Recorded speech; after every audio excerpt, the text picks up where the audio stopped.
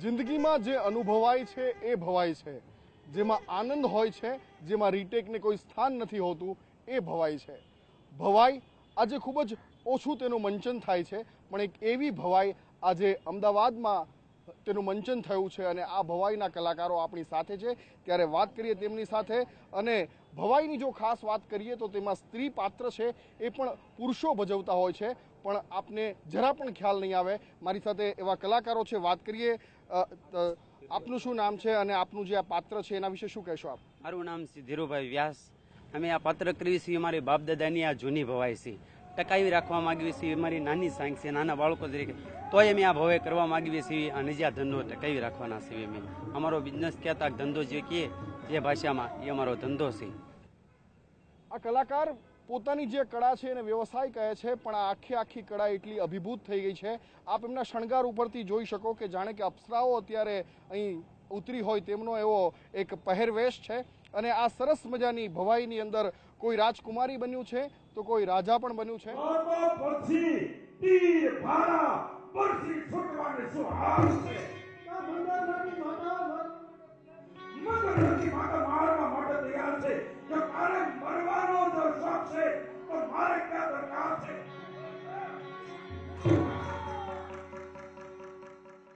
જય ચિત્તોડ નામની આ ભવાઈમાં જે રાજા રજવાડાઓ છે તેની ખૂબ જ રસપ્રદ વાત કરવામાં આવી છે.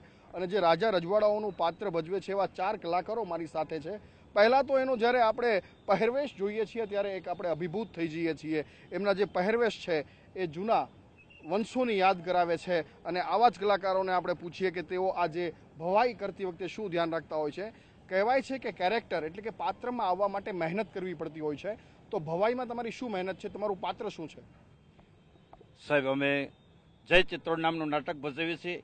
એની અંદર અમે રાજા પાત્રની અંદર કે રણમલનું પાત્ર મારું છે. આ રણમલના પાત્ર ભજવવા માટે ખાસ પહેરવેશ છે, એ પહેરવેશ વિશે વાત કરો. તમે શું શું પહેરવેશ પહેરો છો? પહેરવેશ એક તો એ જામો છે, એ પાન છે, એ પટા છે, અને એ પાઘડી પણ છે, અને મોજડી પણ છે. અહીં મુગટ આપ જોઈ શકો. જે મુગટ છે મુગટ પણ સ્પેશિયલ ખાસ બનાવાતો હોય છે. અને અહીં માળા, અલગ અલગ પ્રકારની માળા, અને રાજાનો જે ઠાઠ છે એ ઠાઠ પણ દેખાય છે. તો શૌર્યનું પ્રતીક એવી તલવાર પણ છે. નહીં, મારે એની ગુલામી કરવી પડે એમ છે, માટે મારે એની ગુલામી ન કરવી પડે.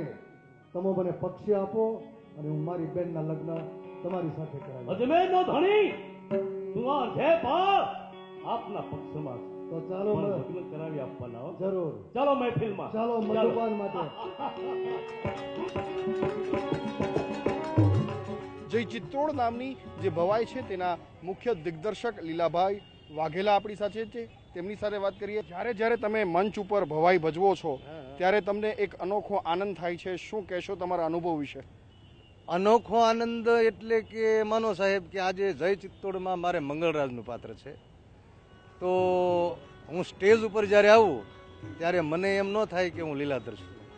મને પોતાને એમ જ થાય કે હું મંગળરાજ જ છું. હું પાત્રમય બની જાઉં. એમ અમારા દરેક કલાકારો પાત્રમય બની જાય. પછી લેડીઝ પાત્ર હોય તો મારા સાથે વિરાંગના તરીકેનું વિમલદેવીનું પાત્ર છે, પણ એ વિરાંગના તરીકે જ હોય. એને પછી એમ ન થાય કે હું કોઈ પુરુષ છું.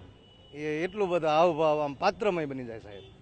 મરીદા બાઈ મરવાડું ને બીજો પ્લાન કર્યો. કેવો પ્લાન? પ્લાનમાં તો કેરોસીન નું ડબલું લાવીને શરીર ઉપર કેરોસીન છાંટ્યું, દીવા હાલે માજી રાખી. કેમ આજી કેમ રાખી? દાજી નું લાવી દિવાળી. અરે આ બાઈ ને તો મૂછું છે. અરે બાઈ મૂછું તે મને પૂછ્યું.